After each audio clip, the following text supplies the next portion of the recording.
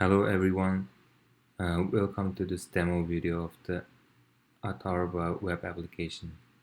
In this video, I'll walk through the process of creating the backend for AtArba, from setting up Docker Compose to developing the core functionality and implementing authentication using Fast API.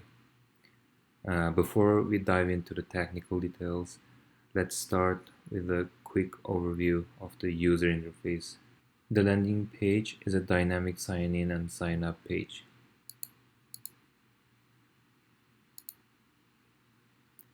Let's create a user. After signing in, we can see in the home page there are listed items. Let's start with selling a part.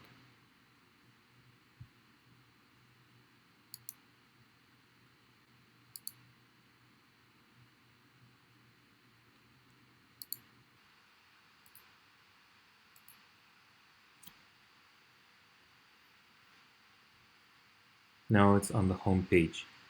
We can also add items to the cart.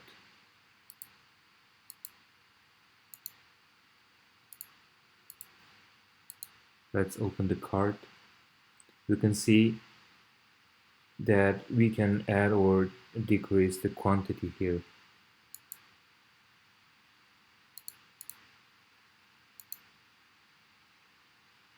Also, we can remove the whole item.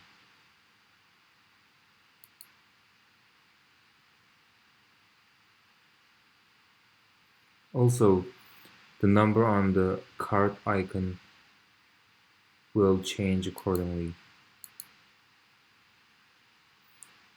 This is done by Redux Toolkit. Also, we can see the total price is calculated here, and we can have the subtotal. After done, we can check out or continue shopping or clear the whole cart. Let's go back. We can also log out. Now let's shift our focus to the backend development.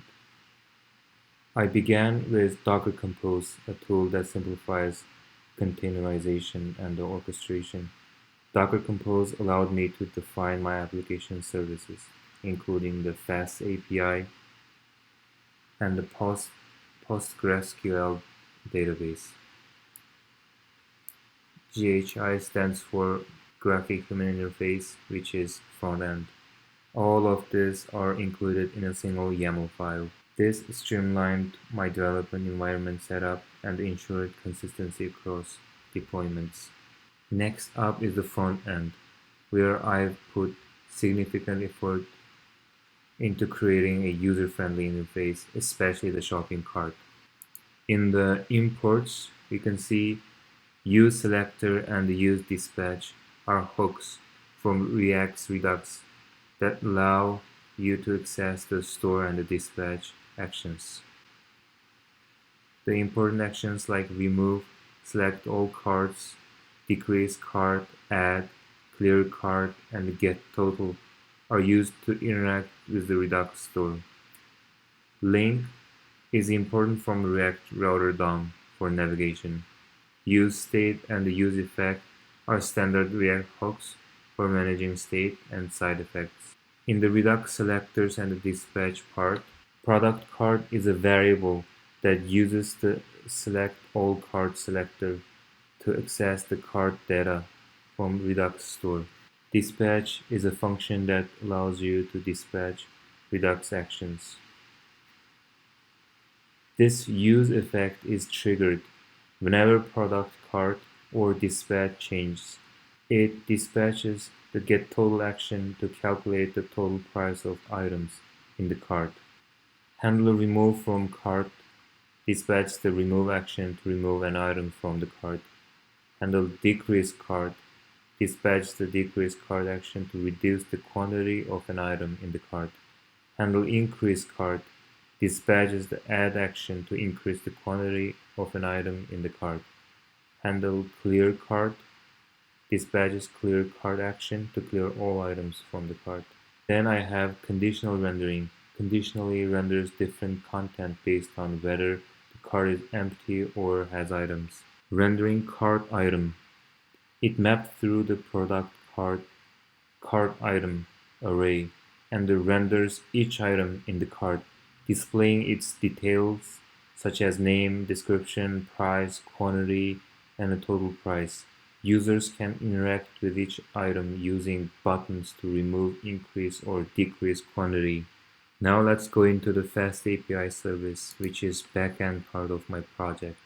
We can see in the Docker Compose file there are three services: a Fast API services, and a database, and a user interface. We can see that the volume is used for storing the data. In database, I used PostgreSQL image. So the path is mounted to the volume in the container. This is the path where data will be stored. And then I open up this ports in case we need to be able to connect to it from the host machine, like doing docker exec and going into that. And the Fast API will run on this port. This is the Fast API endpoints. I've created getting all item, creating item, getting one item, updating item, and also deleting, creating a account, logging in, log out, and getting the token. Also, I have created categories. I have had this one endpoint for creating categories. In the requirements file inside Fast API services, I have the stuff that I needed to run the Fast API framework. The major Fast API application is created here in main.py. It's a CRUD app, so I need a table to put data. That's why I also have migrations directory. The Fast API, I will write the code to create tables and interact with the database. Fast API will look for Python files started with numbers, where we can create tables for our database. So now I have three tables, three separate files for each of them. Inside of it, I created a list. A variable code has two multi-line string elements. First one is for creating the table. Second one is just dropping the table. I wrote it in SQL because PostgreSQL as a database. And also I have to manually create this ID column. Then I will use the terminal to run the migrations. Table will be created. I need to create two directories, routers and queries. In routers, I create endpoints. In queries, I will deal with database and creating models and inserting data into the database. Once a router is created, I need to hook it up to the main app. In router inside, you can see I created a router object. Then if I go to the main py, you can see I imported items from routers. So this is how I hook it up to the main app. App.include router and items router. This is the file name.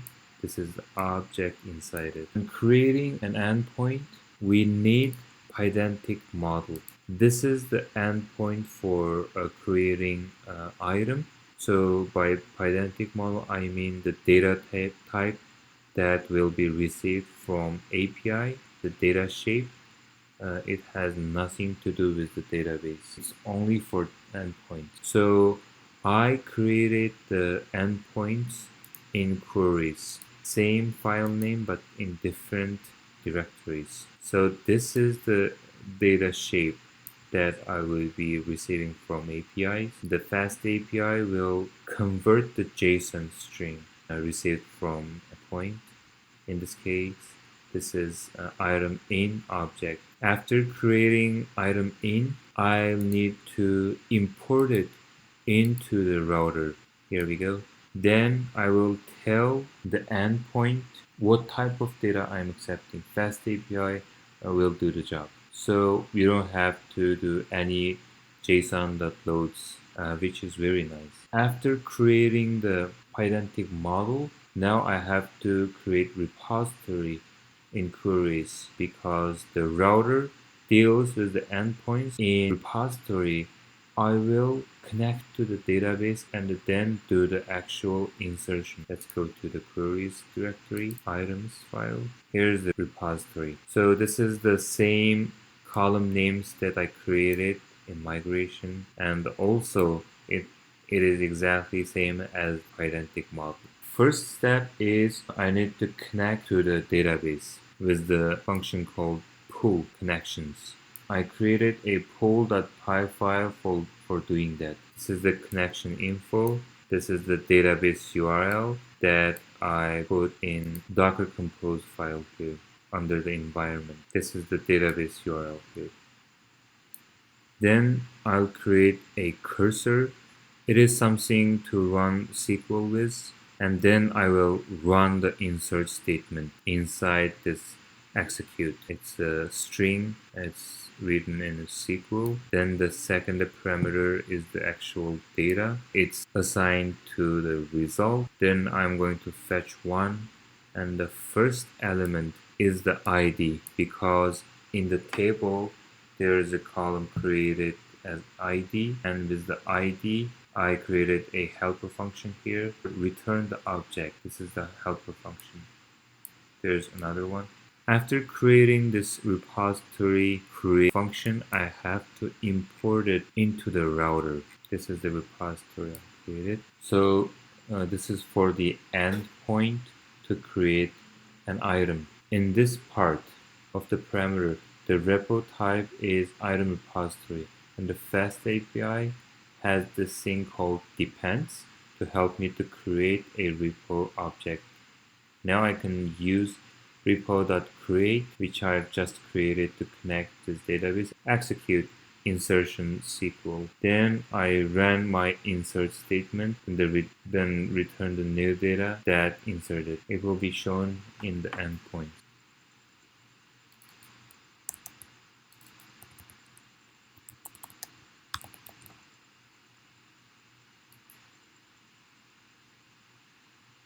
Now I'm logged in. Let's create an item. Here we go. This is the return data type. We have ID and other informations that I specifically created a pedantic model for output or the return data type too.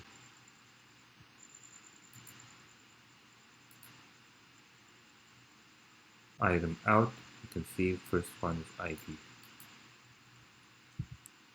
which is here. In conclusion, Fast API proved to be the best option for developing my project.